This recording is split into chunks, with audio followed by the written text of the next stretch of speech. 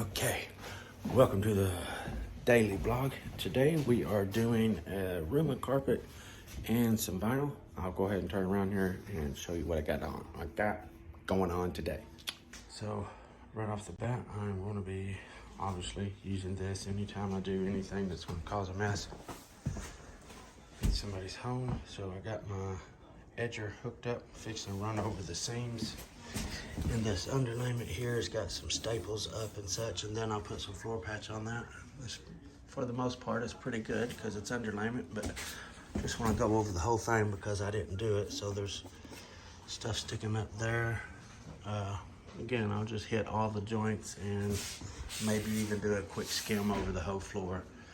So that is too big to go out the doorways without taking the doors off. So we'll have to work around that today. And this is the room of carpet we're going to be dealing with. We're going to wrap this. I think we're going to end up being short on carpet. It's what the store owner said. So there's supposed to be a couple of steps, I think, out there that we're probably going to be short on. So this is it. We will check back in just a bit. Oakley dokley artichoke. So we have got the kitchen all prepped out, fixing to bring that roll of vinyl from right over there in here. We got a tack strip. What I did, I mudded over all the joints, of course. But anyway, door jambs are cut, refrigerator screwed over, so I don't have to move that out. I'm gonna bring my vinyl in right here. Do this half, then I'll just pick that up. I might even fold that vinyl back this way, I don't know. But either way, once I get this section of vinyl glue, I'll set it over on the glue spot. And that way I don't have to move it out because I've got some super skinny doorways. Don't want to move it out. Out here, we got it all tack stripped. Everything is tack stripped. And my man, Mr. McCain right here, is working on the pad. So let's do another step. I just wanted to show this right here real quick. Anytime I'm cutting open vinyl so that I don't cut into my actual product right here, you can see where I've got the plastic cut open, just about a 1/4 inch of the vinyl showing up there. What I do, this might be a little duh moment here, but I'll take my thumb. This is the flap of the vinyl, see that? So I take my thumb and I ride it right there on the edge of it, and I set my blade right there. Obviously I don't push down hard enough to cut through it. I'm not even looking, I'm just going by feel with my thumb right there. And when I do cut the vinyl with my knife, it's only a 1/4 inch from the end of the roll, so I don't have to worry about damaging anything. It's a 1/4 inch, okay? So that's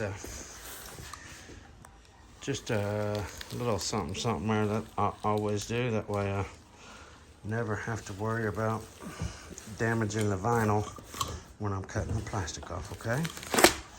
That was free. Right. Well, we are waiting on, once again, feel like a painter. Waiting on some glue to dry. I hate that I have to do that. I really hate doing that. Let's just see. I ain't gotta see how that looks there. Oof. I hate that.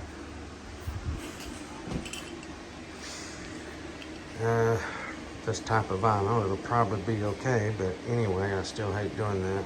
I didn't have much else to do with this refrigerator. Once I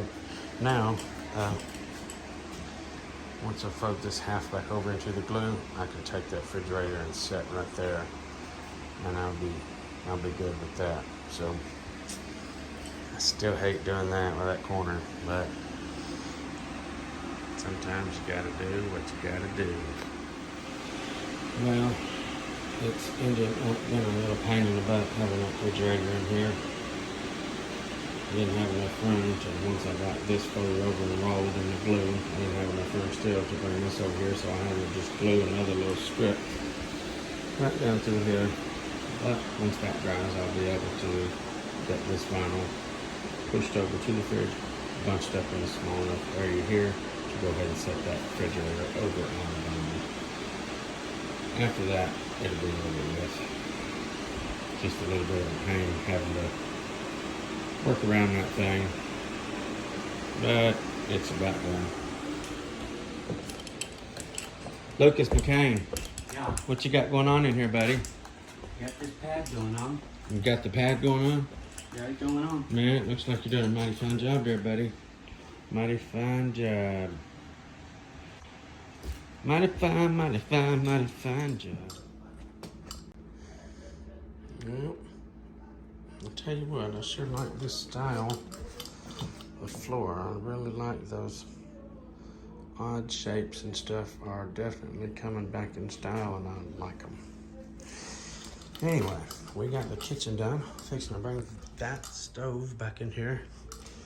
Put it back in the hole there, and we are cleaning up and getting out of here. We will be back Tuesday to install this carpet, wrap this little fireplace thing with carpet.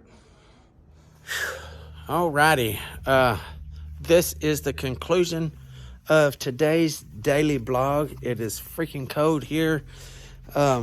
It was 70 degrees yesterday, and I woke up this morning with ice all over the place. We rode the four-wheelers just for a minute, and it was freezing, so we all went and got off. We're going to go in the house now and do something warm in the house. Anyway, before I get off here, I want to tell you guys and encourage you guys, don't be scared. Don't be scared to raise your prices up, okay? What is the worst thing that's going to happen is somebody's going to say no, okay? Don't be scared to try it. At least try it. Give yourself that much benefit of the doubt, I guess is how you'd say it. I don't know, but give yourself that much of, I don't even know how to say it. Anyways, just do yourself that much of a favor, and the next time you bid a job, go a little higher than what you normally do, okay? And do this. Check this out. Don't raise it $1. Don't raise it $2. Whatever you would normally charge, double it, okay? Straight up. Just double it. See what happens after you throw that number out there. Don't say nothing. Let them be the first person to say something after you spit that number out, okay? You'll be surprised. You guys know, here in Middle Tennessee, where I'm at, carpet stores are paying $4 a yard, $4.05 a yard. I just got my store to raise the prices a little bit since I've been here. He now, which, I mean, I get more than anybody else does at the store, so them other guys are getting $6 and something a yard, so, or, hold on. They are getting 65 cents a yard. 65 cents a square foot is what the other guys are getting. So I think that's like $5 and something a yard. I haven't figured it up because he gives me, I make 75 cents a square foot here. So that still is only $6 and something a yard. I bid a job just the other day, and I'm actually going there tomorrow to install the carpet. And I told the gentleman $10.50 a yard, okay? So I told him right up front, I was like, hey, I want to let you know right off the bat that I'm higher than anybody else around here. And he even asked, what are the other stores paying? And I told him, you know, between $4 and $6 a yard. And he still took my $10.50 a yard, okay? Was no begging, no stumbling, fumbling for words or anything like that. Simply say your price and let them be the next person to speak, okay? Don't let the little bit of silence make you uncomfortable and spit some words out, okay? Say your price and chill.